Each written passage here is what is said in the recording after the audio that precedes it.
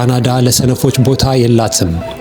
ላይሰንስድ ፕለምበር ከመሆኑ በፊት በአስቸጋሪ ህይወት ጉዞ ውስጥ አልፏል። ስሜ ፍሬዘር ፍቃዱ ይባላል። የተወለድኩት በጅማ ከተማ ነው። ያደግኩት ደግሞ በደቡብ ምዕራብ ሸዋ ዞን በወሊሶ ከተማ ነው። በካናዳ ስራውን በሴኩሪቲ ጋርድነት አንድ ብሎ ጀመረ።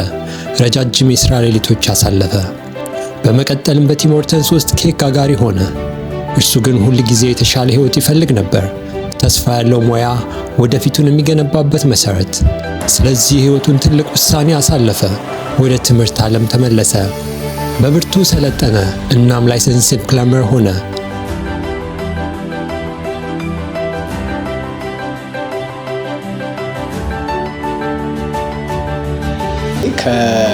ከሌላ ስራ ወጥቼ ወደ ፕላሚንግ ስገባ ኤክስፒሪየንስ ስለሌለኝ ፍሪ በነፃ መስራት ነበረብኝ።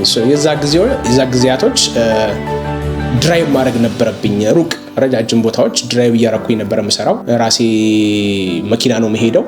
ኢቭን አንድ ጊዜ ሁላ ጋዝ አልቆብኝ ጋዝ ስቴሽን ሄጄ ዋሌቴን ጥዬ ነው ብዬ ዋሽቼ ጋዝ ሞልቼ ከዛ በኋላ ግን ለጋዝ ስቴሽኑ ሰውዬ ትራንስፈር አድርጌለታለሁ። እንደዚህ አይነት ከባባድ ችግሮች ነበሩ። ዛሬ በቶሮንቶ ውስጥ ካሉ ግዙፍ ፕለምቢንግ ኩባንያዎች በአንዱ ተቀጥሮ ልምድ በማካበት ውስብስብ ችግሮችን ይፈታል፣ ድንገተኛ ብልሽቶችን ይጠግናል፣ የአዲስ ህንፃ የቧንቧ መስመር ዝርጋታዎችን ይሰራል።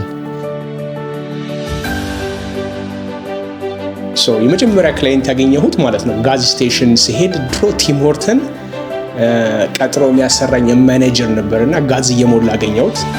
እኔ ደግሞ ኦልሬዲ ተዘጋጅቼ ቢዝነስ ካርድ ይዤ ነበር የምዞረው። ከትንሽ ቀናቶች በኋላ ደወለልኝና ፍሬዘር ምናምን አወራንና እኛ ስራ አለን፣ በቃ ከእንግዲህ በኋላ ለምንድነው የእኛን ቲም ሆርተኖች ብራንች አላቸው ወደ 9 ብራንች ሰርቪስ ማድረግ ከፈለክ እኛ ጋር መስራት ትችላለህ ተባብለን የመጀመሪያ ስራዬ ቲም ሆርተን ሰርቪስ መስራት ነበር።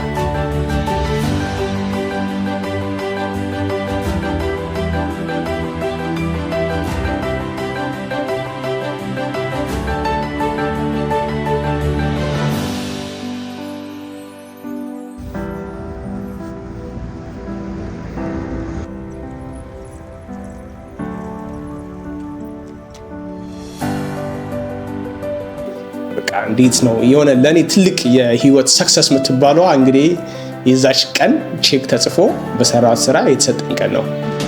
አወሳቢ እናም በዚህ ብቻ አላቆመም። በጽኑ ፍላጎት፣ በትክክለኛ ስራ፣ ጥራት ባለው አገልግሎት የራሱን ኩባንያ ኤግል ፕለምቢንግ ኤንድ ድሬን ካምፓኒን መሰረተ። ከሴኩሪቲ ጋርድነት እስከ ቲም ሆርተንስ ኬክ ጋጋሪነት፣ ከላይሰንስድ ፕለምበርነት የራሱን ድርጅት እስከ መክፈት። ይህ ታሪክ የሚያስተምረን ስኬትን ከየት እንጀምር አይደለም፣ ወዴት እናምራ ነው። እናም ይህ የፍሬዘር ጅማሬ ብቻ ነው።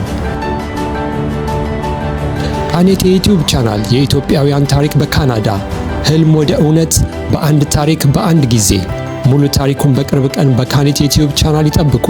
ቻናላችንን ሰብስክራይብ በማድረግ ቤተሰብ ይሁኑ።